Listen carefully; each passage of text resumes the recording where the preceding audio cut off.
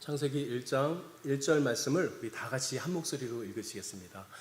태초에 하나님이 천지를 창조하시니라. 아멘. 사랑하는 성도 여러분, 더운 여름과 또 비가 많이 내렸는데 평안하게 지나고 계신지요? 오늘은 창조주 하나님과 하나님의 창조에 대해서 말씀을 나누고자 합니다. 성경은 총 66권으로 이루어져 있죠. 구약이 39권이고 신약이 27권입니다. 그리고 전체 성경은 31,102절로 되어 있습니다. 창세기 1장 1절, 2절, 3절 이렇게 해서 쭉 나가면 전체를 합치면 31,102절입니다. 이 말씀 가운데 성도 여러분들은 한 절만 고르라면 어떤 말씀을 가장 좋아하십니까? 어떤 말씀이 가장 중요한 말씀이라고 생각하십니까? 저는 누군가가 저에게 와서 전체 성경 가운데 가장 중요한 성경 구절 한 절만 대라고 하면 저는 주저하지 않고 창세기 1장 1절이라고 대답할 것입니다. 왜 그럴까요? 왜냐하면 성경의 첫 번째 말씀이기 때문입니다. 하나님께서 영원한 진리인 성경을 주시면서 첫 문장을 태초에 하나님이 천지를 창조하시니라는 말씀으로 주셨습니다. 우주는 어떻게 생겨났는지, 이 세상의 근원은 어디에 있는지, 생명은 어디에서 왔는지, 하나님은 어떤 분인지, 오고 가는 세대 가운데 수많은 철학자들과 수많은 과학자들이 풀려고 했으나 풀지 못하고 질문했으나 답을 얻지 못한 질문에 대해서 하나님께서 단 한마디의 말씀으로 가르쳐주고 계십니다. 태초에 하나님이 천지를 창조하시니라. 이 말씀은 세상에 있는 모든 문장들 가운데 가장 위대한 문장입니다. 어떤 학자도 어떤 문학가도 천지 창조라는 이 어마어마한 사실에 대하여 이렇게 짧고 명확한 표현으로 문장으로 표현하지 못했습니다. 누구든지 창세기 1장 1절 말씀을 믿지 않으면 그 사람은 구원을 얻지 못할 뿐만 아니라 창세기 1장 1절 뒤에 있는 모든 성경 말씀을 이해할 수 없게 됩니다. 기독교 신앙은 창세기 1장 1절 말씀을 믿는 것으로부터 시작하는 것입니다. 그러면 하나님의 창조를 믿는다는 것은 무엇을 믿는 것일까요? 첫 번째, 하나님의 창조를 믿는다는 것은 무로부터 창조하셨다는 것을 믿는 것입니다. 하나님께서 아무것도 없는 것에서 천지를 창조하셨습니다. 창세기 1장 2절은 태초에로 시작합니다. 태초라는 말은 아무것도 없을 때라는 말입니다. 시간도 없고 공간도 없고 물질도 없을 때, 오직 하나님만 계실 때, 그때를 태초라고 합니다. 제가 좋아하는 프란시스 셰퍼 목사님은 이것을 이렇게 멋지게 설명하셨습니다. 태초에 아무것도 없지 않았다. 창세전에 아무것도 없는 것이 아니라 성 없을 때 하나님께서 시간과 공간과 물질을 창조하셨습니다. 이것이 우리가 믿는 기독교의 출발점입니다. 하나님의 창조가 얼마나 놀라울까요? 하나님의 창조가 얼마나 놀라운지 아십니까? 과학이 발달하면서 사람들은 계속해서 놀라운 사실들을 발견해내고 있습니다. 그 중에서도 우리를 가장 놀랍게 하는 것은 우주가 얼마나 넓은가입니다. 우주는 얼마나 넓을까요? 우리는 알 수 없습니다. 알 수 없으니까 무한한 우주라고 이야기합니다. 과학자들은 스스로 빛을 내야지만 별이라고 부릅니다. 빛을 내지 못하면 행성이에요. 지구는 빛을 내지 못하기 때문에 행성이죠. 태양계는 8개의 행성이 있습니다. 수성, 금성, 지구, 화성, 목성, 토성, 천왕성, 해왕성입니다. 그런데 과학이 발달하면서 놀라운 일이 일어났죠. 8개의 행성 말고 계속해서 행성이 발견되는 거예요. 지금까지 더 발견된 것만 8개라고 합니다. 그런데 앞으로 계속해서 발견될 가능성도 있다 그래요. 그런데 아무리 많은 행성이 발견된다고 할지라도 빛을 내는 별은 태양 하나밖에 없습니다. 이렇게 빛을 내는 별들이 모여있는 것을 우리가 태양계라고 얘기하고, 태양계들이 모여있는 것을 은하계라고 말합니다. 우리 은하계에는 태양계와 비슷한 태양계가 무려 1천억 개나 있다 그래요. 어마어마하죠. 1천억 개 밖에는 뭐가 있을까요? 1천억 개 밖에는 1천억 개의 별이 모여있는 은하계가 또 1천억 개가 있다고 합니다. 그러니까 우리가 눈으로 볼 수 있는, 사람들이 확인할 수 있는 별이 몇 개가 있냐면 1천억 개 곱하기 1천억 개가 있는 것입니다. 사람들이 과학을 통해서 확인할 수 있는 별의 개수가 그렇게 많은 것이죠. 이것도 사람이 관찰할 수 있는 정도까지만 있는 것이고, 사람들이 관찰할 수 있는 범위를 넘어서서 얼마나 많은 별과 얼마나 많은 은하계가 있는지 아무도 알지 못합니다. 태양으로부터 가장 가까운 별은 지구에서부터 4.3광년 떨어져 있다고 그래요. 빛의 속도로 4.3년을 가면 되는데, 이게 얼마나 먼 거리인가 하면요, 대한항공 여객기를 타고 지구로부터 출발하면 430만 년 걸린다고 합니다. 엄청나게 멀죠. 또 지구에서 가장 가까운 은하는 안드로메다 은하인데 지구로부터 250만 광년 떨어져 있다고 합니다. 똑같이 대한항공 여객기를 타고 가면 얼마나 걸릴까요? 제가 계산해 봤는데요, 250억만 년 걸립니다. 사실상 우리는 영원히 다른 은하계에 가볼 수가 없는 것이죠. 사람들은 처음에 생각했습니다. 빛의 속도로 여행할 수 있는 우주선을 만들면 언젠가 다른 은하에 갈 수 있지 않을까. 그런데 과학자들이 발견해냈습니다. 뭘 발견해냈을까요? 우주가 빛의 속도보다 더 빠른 속도로 팽창하고 있다고 합니다. 그러니까 아무리 빠른 우주선을 만든다고 해도 사람은 다른 은하계까지 갈 수가 없는 것입니다. 우리는 영원토록 다른 은하에 갈 수가 없는 것이죠. 우주는 인간이 상상할 수 있는 가장 큰 숫자보다 더 큽니다. 숫자에 끝이 없는 것처럼 우주에도 끝이 없어요.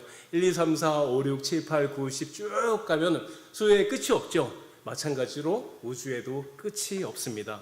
하나님께서 우주를 왜 이렇게 무한하게 만드셨을까요? 왜 끝도 알 수 없는 무한한 우주를 만드셨을까요? 아마도 하나님이 얼마나 무한하시고 얼마나 전능하신 분인지 계시해 주시기 위해서 무한한 우주를 만들지 않았을까 하고 생각해 봅니다. 하나님의 창조는 우주와 같은 커다란 세계뿐만 아니라 작은 세계에서도 무한함과 능력으로 나타납니다. 과학이 발달하면서 작은 세계가 존재하고 있다는 것을 알게 되었죠. 우리 몸에 보이지 않는 작은 세포들이 있습니다. 놀라운 것은 그 세포 하나마다에 에너지를 생산하고 소모하는 공장이 있어요. 그리고 그 공장으로 자동차처럼 에너지를 운반하는 운송체가 있다 그래요. 또 그 운송체가 돌아다닐 수 있는 도로를 만들어 놨습니다. 그리고 도로 옆에는 에너지를 저장할 수 있는 저장 창고도 만들어놨죠. 세포 하나에 그것이 있는 것이에요. 하나님께서 세포를 만드실 때 정교한 기계처럼, 공장처럼 세포 하나하나 만들어 놓으신 것입니다. 이런 세포가 사람의 몸에는 30조 개가 있다 그래요. 그리고 사람들의 몸에는 1조에서 100조까지 수많은 미생물이 살고 있어서 사람들이 생존할 수 있도록 도와준다고 합니다. 더 놀라운 사실은 이 세상에 존재하는 모든 것이 원자로 구성되어 있죠. 이 원자가 얼마나 많을까요? 한 사람이 물을 한 모금, 제가 조금 전에 물을 마셨죠. 물을 한 모금 마실 때 이 물 한 모금 안에 물 분자가 얼마나 많이 들어있냐 하면 사하라 사막에 모래알만큼 많이 들어있다고 합니다. 셀 수가 없이 많이 있는 것이죠. 이 세상은 모두 원자와 분자로 이루어졌습니다. 사람들이 원자가 있다는 것을 발견해냈지만 그 원자가 얼마나 많은지, 원자 주변을 도는 전자는 어떻게 생겼는지, 원자는 어떻게 해서 물체를 이루어 가는지 제대로 알고 있는 것이 아무것도 없는 것이죠. 다만 온 우주와 온 물체를 이루고 있는 원자가 수없이 많다는 것을 알고 있는 것입니다. 하나님께서 무한한 우주를 만드셨듯이 똑같이 하나님께서 작은 세계에도 무한하게 만드신 것입니다. 하나님께서 무한한 우주와 무한한 작은 세계를 만났는데 이 모든 것들을 무로부터 창조하셨습니다. 무에서 창조하셨다는 것은 기존에 있는 것이 아무것도 없는 상태에서 하나님께서 창조하셨다는 의미입니다. 시간도 없고 공간도 없고 물질도 없는데 하나님께서 이 모든 것을 말씀으로 만드셨습니다. 두 번째로 하나님의 창조를 믿는 것은 6일 창조를 믿는 것입니다. 하나님께서 6일 동안 천지를 창조하셨습니다. 6일의 하루 길이가 얼마인지에 대해서는 많은 의견들이 있어요. 우리들이 좋아하는 루터와 칼빈은 이 창조의 하루하루가 24시간이라고 생각했습니다. 하루의 길이가 24시간이라는 견해가 아주 보수적이고 아주 좋은 해석입니다. 그러나 하루의 길이가 얼마가 됐는지 상관없이 그것보다 더 중요한 것은 하나님께서 6일 동안 질서에 따라 천지를 창조하셨다는 것입니다. 첫째 날에 하나님께서 무엇을 만드셨죠? 첫째 날에 먼저 시간과 공간과 지구를 만드셨습니다. 지구의 땅이 아직 물속에 있었기 때문에 혼돈하고 공허한 상태에 있었고 아직 빛이 없었기 때문에 흑암이 깊은 가운데 있을 때 하나님께서 말씀하셨죠. 빛이 있으라. 환한 빛이 지구에 비춰지게 되었습니다. 하나님께서 빛을 낮이라 정하시고 어둠을 밤이라 이름 지어 주셨죠. 둘째 날에는 하나님께서 지구를 둘러싸고 있는 물과 물 사이에 궁창을 만들어 주셨죠. 하늘을 만들어 주셨습니다. 그래서 하늘 아래 물과 하늘 위의 물로 나뉘게 만들어 주셨죠. 셋째 날에는 지구를 덮고 있는 물이 한 곳에 모이게 해서 물이 모인 것을 바다라고 하고 드러난 육지를 땅이라고 불러주셨죠. 넷째 날에는 천체를 만들어졌습니다. 해와 달과 우리가 보고 있는 수많은 별들, 우주에 있는 모든 별들을 넷째 날에 만들어주셨죠. 다섯째 날에는 물에 사는 물고기들과 하늘에 나는 새들을 각각 종류대로 만들어주셨습니다. 그리고 여섯째 날에는 땅에 사는 모든 가축과 기는 것과 짐승을 만드시고 그리고 마지막으로 사람을 창조하셨죠. 하나님께서 창조하신 날은 모두 다 서로 짝을 이루고 있습니다. 첫째 날에 빛이 있으라 하시고 넷째 날에는 빛을 내는 광명체 해와 달을 만드셨죠. 그리고 둘째 날에 하늘과 물로 나누시고 하늘을 나는 새와 물의 물고기를 다섯째 날에 만드셨습니다. 셋째 날에 땅과 바다를 나누시고 땅 위에 살아갈 짐승들과 그리고 사람을 만드셨죠. 하나님께서 이 모든 것을 질서에 따라서 정확하게 만드셔서 인간이 살아가기에 가장 좋은 조건을 갖추도록 해주셨습니다. 세 번째로 하나님의 창조를 믿는다는 것은 하나님께서 모든 것을 즉각적으로 창조하셨다는 것을 믿는 것입니다. 이제 TV를 보거나 아이들이 학교를 가면 진화론이 당연한 것처럼 가르치는 시대에 우리는 살아가고 있습니다. 진화론에는 두 가지가 있죠. 불신자들이 믿는 진화론이 있어요. 하나님이 없다고 생각하는 사람들이 믿는 진화론을 무신진화론이라고 얘기합니다. 신은 없고 우연히 우주가 창조되었다고 말하는 것입니다. 그런데 기독교인들이 믿는 진화론이 있습니다. 기독교인들이 믿는 진화론을 유신진화론이라고 이야기합니다. 기독교인이기 때문에 하나님이 있다고 생각하고 그 하나님도 있고 진화론도 있다고 믿는 것이죠. 유신진화론이라는 말은 하나님께서 창조하실 때 진화의 과정을 사용하셨다는 말입니다. 예를 들면 무생물이 생명이 될 수 없죠. 생명이 없는 흙이 어떻게 생명이 될 수 있겠어요? 생명이 될 수 없을 때 하나님께서 간섭하셔서 생명이 생겨나게 하셨다는 거죠. 단세포가 고등동물이 될 수 없잖아요. 그때 하나님께서 간섭하여 주셔서 단세포에서부터 점차 고등생물로 진화하게 하셨다는 것입니다. 원숭이가 사람이 될 수 없죠. 원숭이가 사람이 될 수 없을 때 하나님께서 간섭하여 주셔서 원숭이가 사람이 되도록 진화할 수 있도록 해주셨다고 믿는 것이 유신진화론을 믿는 것입니다. 이 사실을 잘 알아야 되는 이유 중에 하나가요, 많은 목회자들과 신학자들 가운데 이 유신진화론을 믿는 사람들이 계속 늘어가고 있다는 소식을 자꾸 듣게 됩니다. 유신진화론에 사람들이 매력을 느끼는 이유는 진화론 과학과 유사하다고 생각하기 때문이죠. 과학과 신앙을 합친 것이라고 생각하기 때문에 유신진화론을 주장하는 사람들이 있습니다. 유신진화론의 가장 큰 문제는 무엇일까요? 하나님께서 창조는 시작하셨지만 모든 만물은 물질이 알아서 창조했다고 주장하는 것이기 때문에 문제가 되는 것이죠. 유신진화론은 창조론도 아니고 진화론도 아닌 이상한 주장인 것입니다. 그러나 창세기 1장에서는 아주 명확하게 말씀합니다. 하나님께서 모든 식물과 물고기와 새와 그리고 땅에 있는 모든 짐승들을 각각 종류대로 즉시 창조하셨다고 선언하고 있습니다. 그렇죠? 하나님께서 진화론을 사용하지 아니하시고 창조하실 때 모든 동물과 식물과 새와 물고기를 그 종류대로 즉시 창조하셨습니다. 우리들 모두가 믿는 것은 하나님께서 모든 것을 즉시 즉각 창조하셨다는 것을 믿고 있는 것입니다. 이 사실들을 믿으시기 바랍니다. 그런데 하나님의 창조에서 가장 중요한 것은 창조의 주인공이 하나님이라는 사실입니다. 창세기 1장은 우리에게 하나님이 어떻게 세상을 창조하셨는지 말씀해 주고 있으며 또한 동시에 하나님이 창조주라고 선포하고 있습니다. 우리 하나님은 창조주 하나님이십니다. 하나님이 물질과 시간과 공간과 기본 모든 것을 하나님께서 창조하셨습니다. 하나님께서 물질과 시간과 공간을 창조하셨다는 것은 하나님께서 모든 것의 원인이 되실 뿐만 아니라 하나님은 스스로 계신 분, 자존하는 분이시라고 선포하고 계신 것입니다. 이 세상을 살아가는 모든 것들은 다른 것을 의지해서 살아갑니다. 사람은 기본적으로 땅을 의지해서 살아가죠. 지금 앉아 계신 성도 여러분, 무엇을 의지해서 앉아 계세요? 의자를 의지해서 앉아 계시죠? 우리들은 하나님께서 만들어주신 공기를 마셔야지만 살아갈 수가 있죠. 또 혼자 사는 것이 아니라 사람들을 의지해서 살아갑니다. 사람들뿐만 아니라 물고기는 물을 의지해서 살아가고 새는 공중을 의지해서 자신의 존재를 지탱하며 살아갑니다. 해와 달은 서로 의지하죠.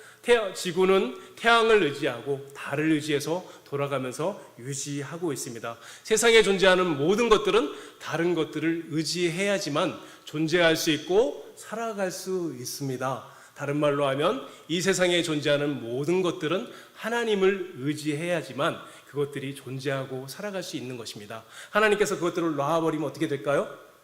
놓아버리면 모든 존재가 허물어지고 사라지게 됩니다. 하나님은 스스로 계신 분이시죠. 자존하시기 때문에 누구도 의지하지 않으시며 무엇의 도움도 받지 않으십니다. 그런데 하나님께서 우주를 창조하신 이유는 하나님의 통치 아래서 만물과 인간이 하나님만 의지하며 안식하는 것을 원하셨기 때문입니다. 그렇기 때문에 사람은 하나님 안에서만 참된 안식과 쉼을 누릴 수 있습니다. 그래서 어거스틴은 일찍이 아주 이런 유명한 말을 했습니다. 내 영혼이 하나님 안에서 안식을 얻을 때까지 진정한 쉼을 얻지 못했노라. 그렇죠. 사람이 쉴 수 있는 유일한 방법은 스스로 계신 하나님을 의지하며 살아가는 것입니다. 또한 하나님의 창조는 하나님의 전능하심을 보여줍니다. 사도신경은 전능하사 천지를 만드신 하나님 아버지를 믿사오며 이렇게 고백하면서 시작합니다.